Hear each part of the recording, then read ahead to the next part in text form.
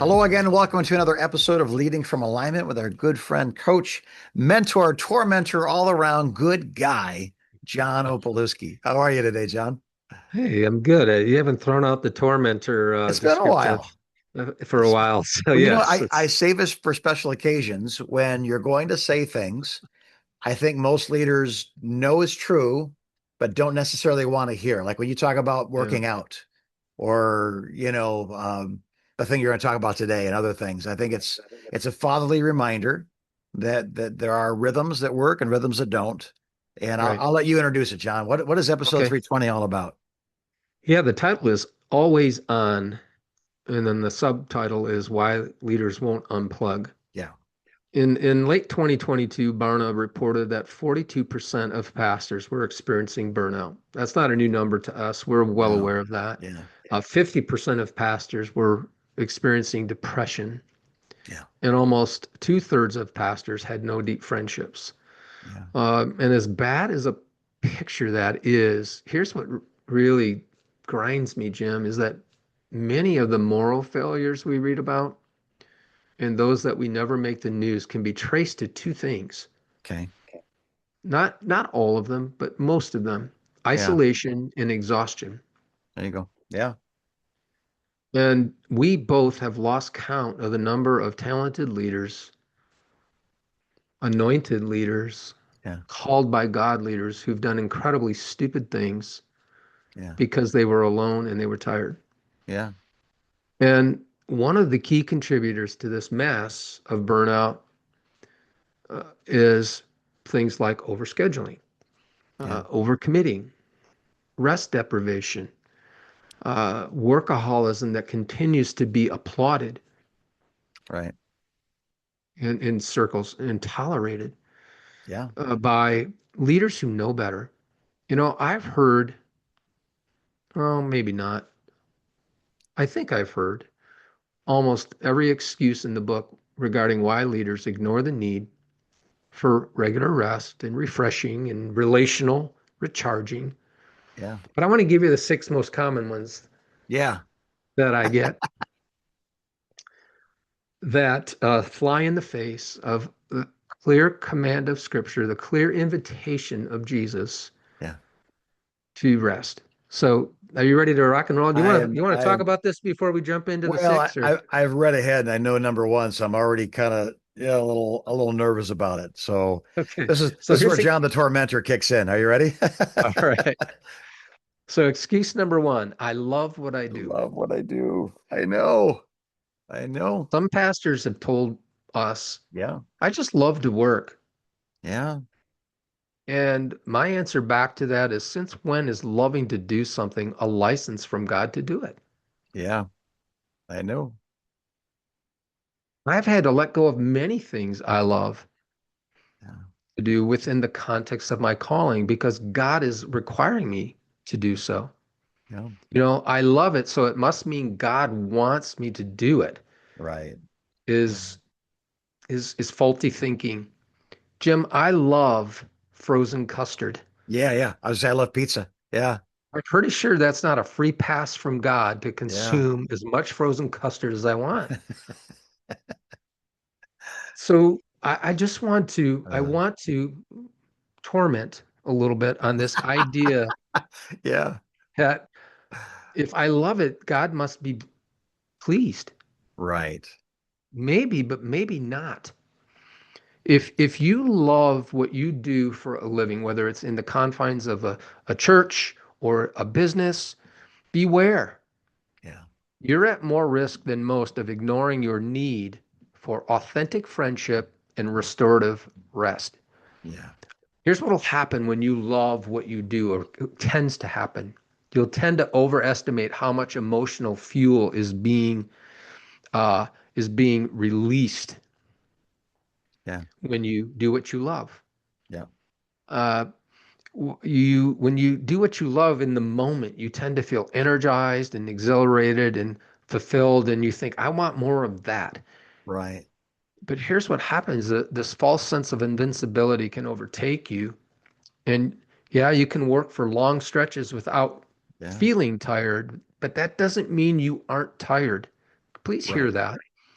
Yeah. Just because you don't feel tired doesn't mean you aren't Right. tired.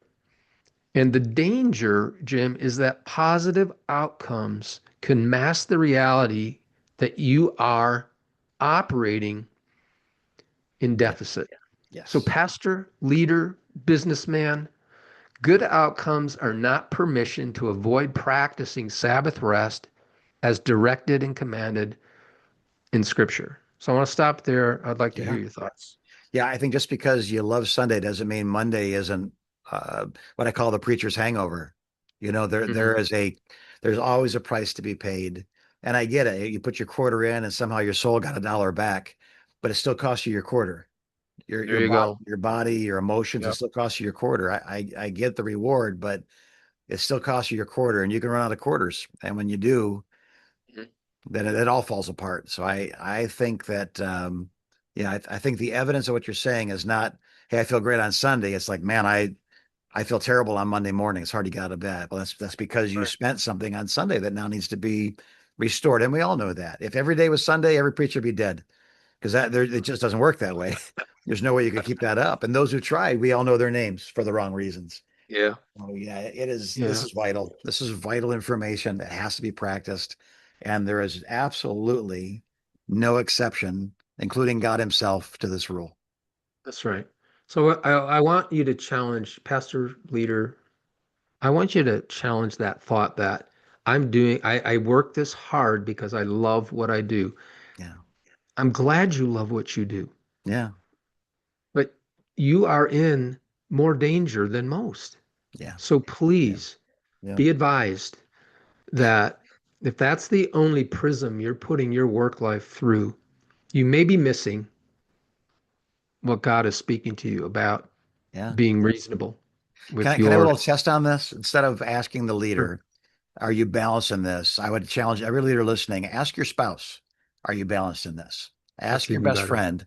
Ask your youngest child. Ask your oldest child. Like, don't it's okay to make a judgment on your own, but I think if you feel like you're making the right decision and you want it to be affirmed, I triple dog dare you to ask the people around you if you're respecting this because they may see they're the ones that are going to see an empty person maybe before you are. And just because you're comfortable being empty doesn't mean the people around you feel good about what they're getting in their relationship from you. So just a Yeah, quick test. If you're not sure if you're it's doing this really well or good. not, maybe ask the people that love you most if you're doing well at this and listen to Yeah. what they have to say. That's great. I'm glad you brought that up, Jim. That's really a good thought. Here's a second excuse we hear. Yeah. I just can't get everything done. Have you ever, I mean, if that's your thought process, have you ever considered this possibility that maybe one reason you're struggling to get things done is you're tired and you're isolated? Yeah. Yeah. Um, there's been so much research done, Jim, Yeah. attempting to quantify the relationship between hours worked and productivity. Yes. Yeah. And every one of these that comes out is showing that employee output falls sharply Yes. after a 40-hour work week Yeah. and then off a cliff Yeah. after 45 hours. Yeah. So exhausted pastors who are putting in 70 hours a week produce nothing more with those extra hours, according to Yeah. a study published by Stanford University. Yeah. Yeah. Um, And that goes back to Henry Ford long before Stanford looked at it. That's he's yeah, saying, how do I get the most bang for my buck from my workers? And it was I want to say it's selfish, but I'm not paying for inferior work. So what's the most I can get out of them and then pay them for those hours? And it's great that it turned out to be an 8 hour shift because you can do three of those in a 24-hour day. It really worked out well for factory work, but that's true then in the whether it be the 20s, the teens, it's true today, according to that's Stanford. right. Yeah. That's right. So here's the truth if you're a pastor, you're in the relationship business. And if that word business offends you, I'm sorry, I don't mean to offend you. Yeah. But here's the thing about relationships, they're never done. Yes. There's always more work to do. Yeah. So accept that truth and and and get some rest, like realize uh, that you're going to end some days. Not everything's going to get checked off your list. Yeah. You're going to end some days and you have something checked off your list and then it magically reappears in a couple of weeks because it's attached to a person. Yeah.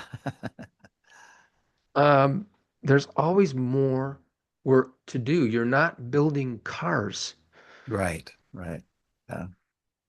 And so, yeah, the fact that you can't get everything done, well, first of all, that's just true about your role. Yeah. And secondly, it may have something to do with how hard you've pushed yourself Yeah. for a long period of time. Here's a third Yeah. excuse. I can't sit still. Hmm. Interesting. Um, I don't want to scare anybody, but I do think that that excuse should put the fear of God in you. Hmm. It may indicate addiction, Yeah. adrenaline or cortisol addiction. Yeah. Those hormones were designed by God to be used in high stress moments, Hmm. fight or flight Yeah. moments, never designed to be released on a regular basis into your bloodstream. Wow. And when they're over released due to elongated stress, now we all need some stress in our life. There's good stress. Yeah. The technical term is eustress. It's the kind of like stress you feel right before you get up to speak, Yeah. or when you take a test, or you've got a deadline coming. That's good stress, right? Yeah. But elongated stress affects your brain much like crack cocaine does. Mm. Wow. And here's what happens. You get hooked on the rush of busyness, the release of those hormones, and rest makes you fidgety and uncomfortable. Wow. I can't sit still. Yeah. Listen, being uncomfortable is never an excuse for disobeying God. Yeah. He urges us, he tells us in Mm. Psalm 46:10, be still, Still. Yeah. stop, and know that I'm God. So, what do you think about this third excuse, Jim? Yeah. I think if you've been around long enough, you realize some people that volunteer for everything are running from something. Mm, That's not uncommon that the person we count on the most, and I'm not saying the person you count on the most is going through this. But I've known people that were at the head of this and served on that and did those things. And part of it was they were unhappily married and mm, they just didn't want to go home. It was better to be somewhere else and be important than to go home and be treated badly. I think yes, again, trying to be loved, trying to be appreciated, trying to have a meaningful life, trying to, again, what I can't sit still. Um, that that isn't a reason. That's an excuse, and it's an unacceptable one, right? That's yes, just the way I am. Like I get it. I'm a little ADHD myself, and I don't suffer from ADHD, but the people around me often suffer from my ADHD. It's kind of the family joke. But I get that, but I at the same time, you have to teach yourself to be still, and you have to get good at it it's because practice. Jesus modeled this. He took long walks by Right, himself, went away and prayed. And right, I think his life is a teaching moment for a lot of people listening right now. right. And I think this idea of sitting still does so many good things for us, Jim. Just it helps us regulate our Yeah, hormones. yeah, It helps us refuel and recharge. It reminds us that God could actually do what I do without me yeah. if he wanted to. I Sure. think that's one of the beauties of the Sabbath, Yeah, that it's just this weekly reminder yeah. I'm gonna give you this. that he could just do it by himself if he wanted to. Yeah, yeah, And I, I overinflate my contribution sometimes when I can't sit still. yeah, And that's all out of whack. So I love what I do. Excuse number one, I can't get everything done. Excuse number two, I yeah. can't sit That's still. good. Excuse number three, here's the fourth excuse, I don't have enough people helping. Yeah, And that might be true, right? yeah, That might not just be an excuse, that might be reality. But take a step back and analyze that situation for a minute. Is it possible your crazy pace has gotten in the way of people development? yes. Yeah. I mean, how many times have we felt, Jim, that we didn't have enough help because we've bought into this idea that if we want it done right, we have to do it ourselves. Yes. I don't know where that came from. I kind of think it came from the pit of hell, actually, Yeah. you know, Yeah. to be really Yeah. blunt. Yeah. Um, so if you're a pastor, you're a leader, one of your top priorities, one of the things that you steward is releasing people to serve where their passion, pain, and proficiency intersect. Yeah. Jim, this is your life message. Yeah. And leaders who learn to share the ministry load with others find it easier to decelerate. You know, Yeah. we Yeah. have a nice, wonderful team here at Converge Coaching. Yeah. And it's so great to know that when I'm on vacation, this thing doesn't come to a grinding halt. No. It just keeps humming Yeah. along. It's wonderful. It's amazing. And so if you don't have enough people helping, it might be because you're neglecting one of your important Yes. roles as a Yeah. leader. Yeah. It might be that you don't know how to do that, and we've got a great solution for you. I'm just going to pitch my friend here, Jim. Mm. Jim, reach out to us, and Yeah. we will connect you with Jim because God has used my brother all over the world now Mhm. to bring a message of helping people find their why and Yeah. releasing them into their God-given purpose. And uh, and I feel like there's nobody better in the world at it than you. Uh, it's kind of you. And I get to hang out with you a couple times every month to Yeah. record. I feel Yeah. honored by that. I mean Yeah. that. Yeah. Um, I don't have enough people helping. I know you got to say something about this because this is your Yeah. sweet spot. Yeah. I think we feel the ministry is like we're the mother of the home on Thanksgiving Day. I have to prepare, I have to buy, I have to cook, I have to clean, I have to. It's Mhm. not that. It's literally who here loves to cook a turkey. Yeah, Let me find out who loves to cook a turkey and then let them do it really well. Who here loves cranberry sauce? yeah, You might find one person in the family. Most people just put it on there because it's colorful. Who here loves stuffing? But if you let people be who God made them to be, you'll generally find everything you need is actually already in the room. You were just in their way because you were doing it, and that's they right. never felt the opening. They never saw the green light. They, if they're still even around, because some people will watch you do it poorly and they just can't stand it anymore. And so I have a great example of this. Yeah, And Laura's mom has gone on to yeah, glory. yeah, So, but Thanksgiving was her deal. Like that was her holiday. That was her thing. yeah. And, Mm. we had they had gobs of grandkids. Yeah, And right. so Yeah. they throw a Yeah. Thanksgiving. There's like 20 grandkids Wow. in Beautiful. this, and plus all the adults. Yeah. And she wouldn't let anybody help her in Yes. the in the kitchen. Yeah. Yeah. And and the food was amazing and it was great. She Yeah. was miserable by the Yeah. time it was over. Right. Right. And she could have enjoyed that time in the kitchen with sons and daughters and son-in-laws and Yes. daughter-in-laws and Who delegated offered, and yeah. who offered and offered and offered, but at Yes. some point Yeah. stopped Yeah. because they were tired of hearing, get out of my way, so to speak, or no. It's funny because I hear people say we just don't have enough volunteers. I don't mean to be. This isn't braggadocious, except I just want to tell you this sort of thought.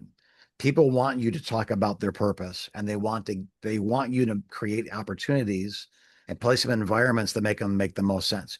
We don't allow volunteers, unpaid volunteers, to work more than twice per month at Freedom Center because Mm, there's too many of them. We haven't yeah. hired anybody off a resume in 18 years. We've had as many as 5 campuses at one time, and every staff member came from the pews of the church. So this thought that there aren't enough workers, I challenge that completely. I believe that you're looking like a shepherd looking for more sheep. You're not. You're a gold miner. and you're looking Mm. underneath the megatons of worthless stuff, there's some really valuable, beautiful things down there. But you have to ask the right questions, have the right conversations over a period of time, maybe some Yeah. cultural work. But once people realize that they're made for a reason and that the church is a clearinghouse for that reason, Yes. they come forward. So Right.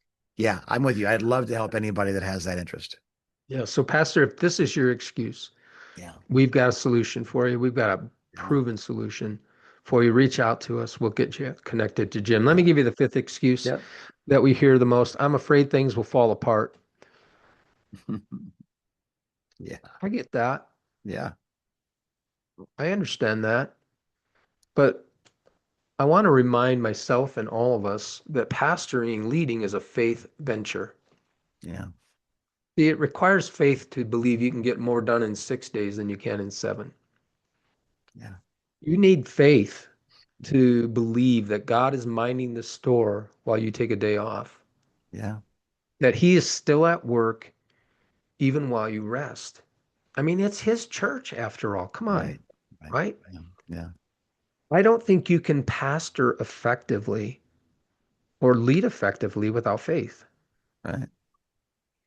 And regular intervals of rest are acts of faith. Yeah, it's good. They are, and they are illustrative behaviors of taking this thing that God has called us to manage and steward and placing it on the altar. Yes, God, this is not mine. This is yours. I'm yeah, detaching. That takes faith yeah, to do that. This is a faith thing that we're on. And I wonder sometimes if that's not what God is after in this, if he's after a lot of things, but I wonder at the core if what he is after, he said, you're not trusting me enough. right. Your problem at the root may be a lack of faith. And I don't want to say that in a way that sounds demeaning, mean-spirited, because I have been there and I would love to tell you that I never fall into that Right. trap, but I do. I'm Sure. still a work in progress. So, what do you think about this fifth excuse, Jim? I think what you're saying is absolutely true. And I would just throw one other thought in there is that some things should fall apart because they're a program that stopped working a decade ago. That's good, You're, Jim. you're, you can squeeze as hard as you want, but you'll never get milk out of a dead cow.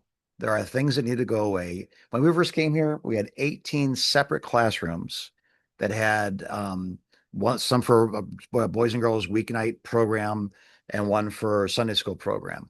We had a church of 99 people, maybe 70 of them were adults. And we had 18, we needed 2 leaders in every classroom. We needed 36 adults every time we opened the door for those things. It was ridiculous. It was a goal.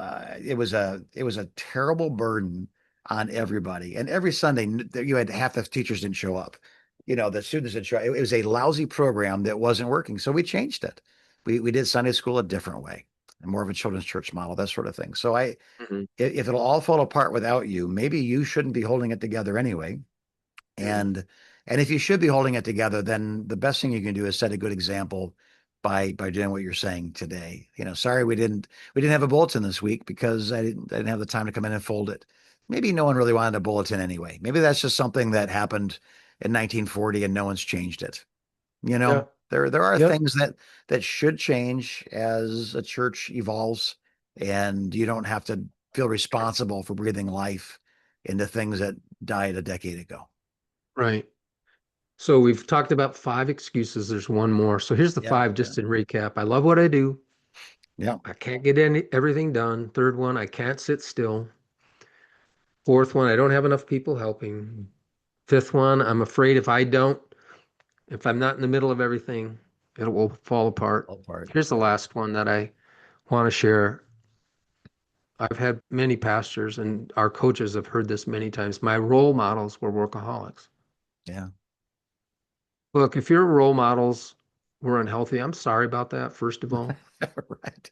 Yeah, I am. I'm yeah, sorry that you had yeah, to learn under that dynamic. Yeah. Here's the truth. Just because your role models were unhealthy doesn't mean you have to be unhealthy. Right. Yeah.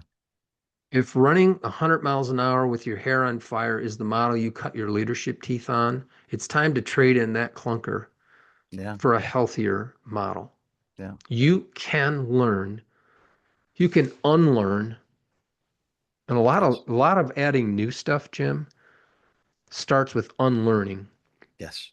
Yeah. It's interesting in Jeremiah when God speaks over him, I've called you to tear down, to Yeah. he starts with the removal of things, Yeah. and that's two-thirds of what Jeremiah was called to do. And then he Yeah. says, and then there's the building up piece Yeah. and all of that. Um, Look, I'm sorry you had that model, but don't use that as an excuse to Right. perpetuate an unhealthy way to lead and live. Yeah. Leaders, I kind of, this was kind of a tormenting podcast. Um, I hope you know by now that Jim and I care about you. And I mean that. We wouldn't do Yeah. this. I wouldn't do this if I didn't care about leaders. Right. I mean, really, we don't, this is Yeah. not a monetized podcast, and I'm not wearing Right. that as a badge of honor. We just Yeah. haven't done that. I'm not against podcasters who monetize. Right. More power to them. Yeah. But you need to understand that we do this because we actually care about what's going on in your life. So we love you, we care about you, but really Yeah. enough Yes. with excuses, Yeah. enough explaining away why we consistently ignore Sabbath, Yes. enough workaholism. It is time to learn how to unplug, Yeah. to punch out after a solid day's work, a solid week work, to cease striving and to run at the pace that Jesus is inviting us to. Jesus is not going to adjust to your pace. My good friend Chip Judd Right. taught me this. Yeah. Jesus will not adjust to your pace. He says you need to adjust Yeah. to mine. Yeah. That's all about his yoke that he invites us to. So, Jim, that's what I Yeah. have for Yeah. podcast 320 today. I think just as a summation of thought, none of these excuses excuse the behaviors of overworking. None of them do. They Right. can be reasons, but the reasons do not excuse the disobedience to the commandment. There are excuses as to why you might murder or why you might lie or steal or other major commandments that are in the top 10. This does not excuse it. Just so stop saying, well, the reason is there's no reason. There's no acceptable reason for breaking Sabbath. So thanks, John, for this kind yet tormentful uh reminder. Really, again, I think all of us know this, but it's so easy. This new year, we got these new goals. It's these where everybody's working, everybody's trying to figure this stuff out. I get that, but again, we will not do this well, and we will not do this in the long haul, and we will not leave a good legacy unless we heed the warning of the day here today. So God bless you, our watchers and listeners. Again, if you're like, I actually think a couple of these are good excuses. I would recommend you get on convergecoach.com and press that button. And I'll bet you in 10 minutes we can show you why it really is not a good excuse. Now, maybe you don't want to hear that. Maybe you just want to keep going. Yeah. Remember the old Tuffy muffler thing. You can pay me now or you can pay me later. Like sooner or later, Right. if you don't maintain this car, through the oil change, you're going to have to maintain the car through an engine change. That's what we're talking about. So maybe you're getting away with it today and you feel like, well, the commandments, they must not mean what they say because I'm getting away with it. You're not getting away with it. You're postponing the judgment that's on its way. So this is a warning. This is a reminder. And if you need help with this, then convergecoach.com, press that button. Let's hang out a little bit and see if we can help you find a pace that is better for you, for your family, for the organization you serve, and certainly is more honoring to the Lord. So God bless Yeah. you, our watchers, our listeners. We love you.